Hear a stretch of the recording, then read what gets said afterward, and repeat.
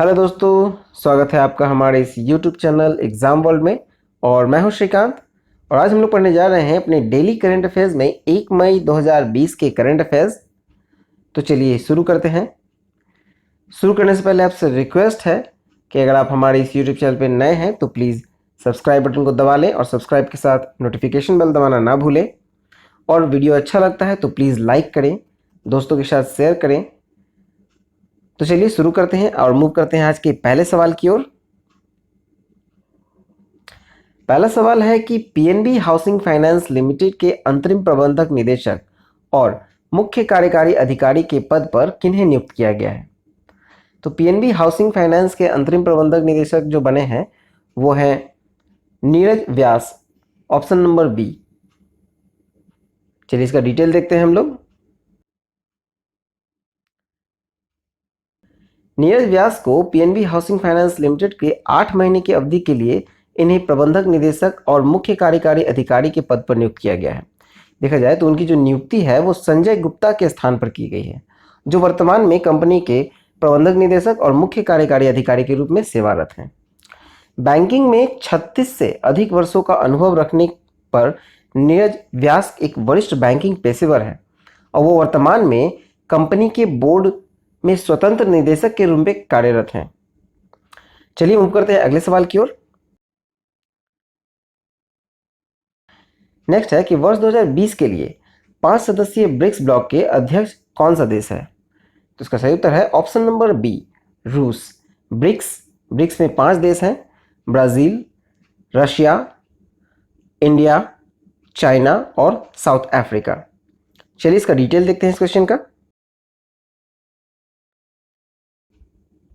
वर्ष 2020 के लिए रूस ब्रिक्स ब्लॉक का अध्यक्ष है और हाल ही में रूस ने वीडियो कॉन्फ्रेंसिंग के माध्यम से आयोजित कोरोना वायरस पर ब्रिक्स विदेश मंत्रियों की बैठक की अध्यक्षता की थी। और केंद्रीय विदेश मंत्री जो है भारत के वो है एस जयशंकर, और इन्होंने भी आभासी बैठक में भाग लिया था। और देखा जाए तो इस दौरान जो प्रतिनिधियों ने ब्रिक्स के भीतर संयुक्त वैक्सीन उत्पादन और रणनीतिक साझेदारी पर एक महत्वपूर्ण चर्चा की थी। चलिए मूव करते हैं हम लोग अगले सवाल की ओर।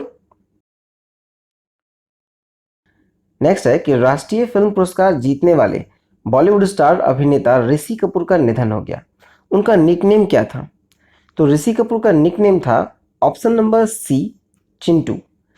कल हम लोगों ने देखा था कि इरफान खान का डेथ हो गया था और आज ऋषि कपूर का डेथ हो गया। ये बॉलीवुड के लिए एक बहुत ही शोकदायक खबर थी।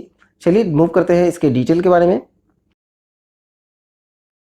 राष्ट्रीय फिल्म पुरस्कार जीतने वाले बॉलीवुड स्टार अभिनेता ऋषि कपूर का निधन हो गया है और उनका फिल्म उद्योग में लगभग 40 वर्षों का ये सफ़र अब समाप्त हो गया। और उनकी फिल्म का करियर अगर देखा जाए तो शुरुआत उन्होंने की थी 1970 में फिल्म मेरा नाम जोकर में एक बाल कलाकार के रूप में, और जिसके लिए उन्हें राष्ट्रीय फिल्म पुरस्कार भी दिया गया था। उन्होंने फिर बॉबी के लिए 1974 में सर्वश्रेष्ठ अभिनेता के लिए फिल्म फेयर पुरस्कार और साथ ही साथ 2008 में film fair life time achievement पुरस्कार उन्होंने जीता था। और देखा जाए तो उन्होंने कई हिट फिल्में जैसे कि अमर अकबर एंथोनी, रफू चक्कर, सरगम, कर्ज, लैला मजनू, बोल राधा बोल, बॉबी, चांदनी और अन्य फिल्मों में अहम किरदार निभाया था। चलिए मूव करते हैं हम लोग अगले सवाल की ओर।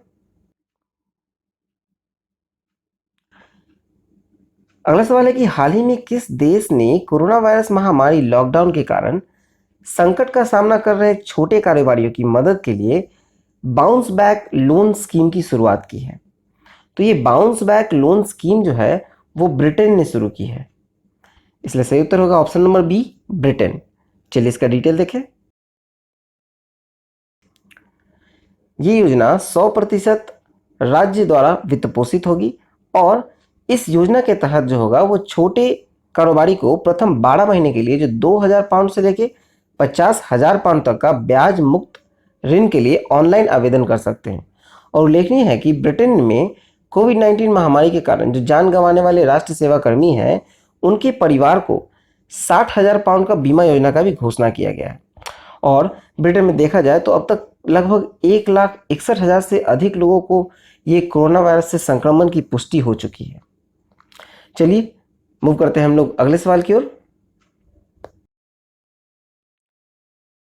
अगला सवाल है कि किस मशहूर बैंकर ने हाल ही में भ्रष्टाचार रोधी निगरानी संस्था केंद्रीय सतर्कता आयोग मतलब सीवीसी के सतर्कता आयुक्त के रूप में शपथ ग्रहण की है? तो इसका सही उत्तर होगा option number C, Suresh N Patel. चलिए देखते हैं। सुरेश एन पटेल को केंद्रीय सतर्कता आयुक्त संजय कोठारी ने वीडियो कॉन्फ्रेंसिंग के जरिए पद की शपथ दिलाई और सीवीसी में उनका जो दिसंबर 2022 के अंत तक 2 वर्षों का कार्यकाल होगा। शरद कुमार अन्य सतर्कता आयुक्त के रूप में भी कार्य कर रहे हैं और सतर्कता आयुक्त का जो कार्यकाल होता है वो होता है 4 वर्ष या फिर 65 वर्ष की आयु तक। और 2015 में ये जो थे सुरेश एन पटेल वो आंध्र बैंक के प्रबंधक निदेशक और सीईओ के रूप में कार्य करने से पहले भी ओरिएंटल बैंक ऑफ कॉमर्स के कार्यकारी निदेशक के रूप में काम किया था। और केंद्रीय सतर्कता आयोग का जो गठन हुआ था वो फरवरी 1964 में हुआ था और केंद्रीय सतर्कता आयोग के जो मुख्यालय है वो नई दिल्ली में है। चलिए मूव करते हैं अगले सवाल की ओर। अगला सवाल है कि संयुक्त राष्ट्र में भारत का अस्थायी प्रतिनिधि हाल में किसे नियुक्त किया गया है? तो अस्थायी प्रतिनिधि जो है वो टीएस तिरुमूर्ति को बनाया गया है। संयुक्त राष्ट्र में भारत का अस्थायी प्रतिनिधि होगा टीएस तिरुमूर्ति। चलिए इसका डिटेल देखें। केंद्र सरकार ने टीएस त्रिमूर्ति को संयुक्त राष्ट्र में भारत का अगला राजदूत या फिर अस्थायी प्रतिनिधि के रूप में नियुक्त करने की घोषणा की है और वो न्यूयॉर्क में संयुक्त राष्ट्र में भारत के लिए स्थायी प्रतिनिधि के रूप में नियुक्त होंगे और जो सैयद अकबरुद्दीन के स्थान पर होंगे। और देखा जाए तो टीएस तिरुमूर्ति 1985 बैच के आईएफएस अधिकारी हैं जो वर्तमान में विदेश मंत्रालय में सचिव के पद पर कार्यरत हैं। और देखा जाए तो संयुक्त राष्ट्र के जो महासचिव हैं वो है एंटोनियो गुटेरस। चलिए मूव करते हैं अगले सवाल की ओर। अगला सवाल है कि किस राज्य सरकार ने इम्यूनिटी सिस्टम को बढ़ाने के लिए शुरू की है जीवन अमृत योजना? जीवन अमृत योजना जो है वो मध्य प्रदेश की सरकार ने शुरू की है, इसलिए सही उत्तर होगा ऑप्शन नंबर डी। चलिए इसका डिटेल देखें। मध्य प्रदेश सरकार ने कोविड-19 महामारी से मुकाबला के लिए जरूरी इम्यूनिटी सिस्टम को बढ़ाने के लिए जीवन अमृत योजना की शुरू की है और इस योजना के तहत राज्य सरकार लघु वनोपज संघ के सहयोग से राज्य के आयुष विभाग द्वारा जो तैयार किया गया एक विशेष त्रिकुट चूर्ण है जिसमें आपको पीपल, अदरक और काली मिर्च है, उसका एक पैकेट कोरोना संक्रमण वाले क्षेत्र में नागरिकों को निःशुल्क वितरित किया जाएगा। और आयुष विभाग के अंदर अगर देखा जाए तो आता है आयुर्वेद, योग और प्राकृतिक चिकित्सा, यूनानी, सिद्ध और होम्योपैथी। चलिए देखते हैं इसके साथ ही राज्य के 1 करोड़ लोगों को 50 ग्राम के इन पैकेटों को वितरित करने का लक्ष्य रखा गया है। मध्य प्रदेश के जो वर्तमान में मुख्यमंत्री हैं वो है शिवराज सिंह चौहान और मध्य प्रदेश की राजधानी है भोपाल और मध्य प्रदेश के राज्यपाल हैं लालजी टंडन। चलिए मूव करते हैं अगले सवाल की ओर। अगला सवाल है कि कौन सा देश 2020 तक एशियाई विकास बैंक मतलब एडीबी का सबसे बड़ा कर्जदार है? तो इसका सही उत्तर है option number B, Bharat. ADB का सबसे बड़ा कर्जदार 2020 तक भारत है। चलिए इसका डिटेल देखें। भारत एशियाई विकास बैंक का सबसे बड़ा कर्जदार है और एडीबी का चौथा सबसे बड़ा शेयर धारक है। एशियाई विकास बैंक ने भारत को लगभग $30 बिलियन की मंजूरी दी है और अभी हाल ही में एशियाई विकास बैंक ने कोविड-19 से निपटने के लिए देश की प्रतिक्रिया के वित्त पोषण के लिए भारत को 1.5 बिलियन कोविड-19 पैकेज की घोषणा की है और ये एडीबी के कोविड सहायता कार्यक्रम का एक हिस्सा है जिसके तहत बैंक ने एशियाई देशों को अपनी अर्थव्यवस्था को पुनर्जीवित करने के लिए लगभग $20 बिलियन प्रदान किए हैं। चलिए मूव करते हैं अगले सवाल की ओर। अगला सवाल है कि कावेरी जल प्रबंधन मतलब CWMA को अब आधिकारिक तौर पर किस मंत्रालय के अधीन लाया गया है? तो कावेरी जल प्रबंधन प्राधिकरण को अब जल शक्ति मंत्रालय के अधीन लाया गया है, इसलिए सही उत्तर होगा ऑप्शन नंबर ए, जल शक्ति मंत्रालय। चलिए इसका डिटेल देखें। कावेरी जल प्रबंधन प्राधिकरण पहले जल संसाधन, नदी विकास और गंगा संरक्षण मंत्रालय के अधीन आता था और मोदी सरकार ने जल से संबंधित मुद्दों को निपटने के लिए जल शक्ति मंत्रालय का गठन किया है, जबकि जल संसाधन, नदी विकास और गंगा संरक्षण इसी मंत्रालय के अंतर्गत एक विभाग के रूप में लिया है। साल 2018 में केंद्र सरकार ने तमिलनाडु, कर्नाटका, केरल और पुदुचेरी के बीच नदी के पानी बंटवारे के विवाद को हल करने के लिए कावेरी जल प्रबंधन प्राधिकरण का गठन किया था और इन राज्यों के सदस्यों के अलावा बोर्ड में केंद्र सरकार द्वारा नामित एक सदस्य भी होता है। चलिए अगला सवाल देखते हैं। नेक्स्ट है, राष्ट्रीय ताप विद्युत निगम मतलब एनटीपीसी ने लेह और एक किस शहर के लिए, मतलब लेह और एक और शहर जो है उसके लिए 10 हाइड्रोजन ईंधन सेल आधारित इलेक्ट्रिक बस और 10 हाइड्रोजन ईंधन सेल आधारित इलेक्ट्रिक कार के लिए वैश्विक अभिरुचि पत्र को आमंत्रित किया है।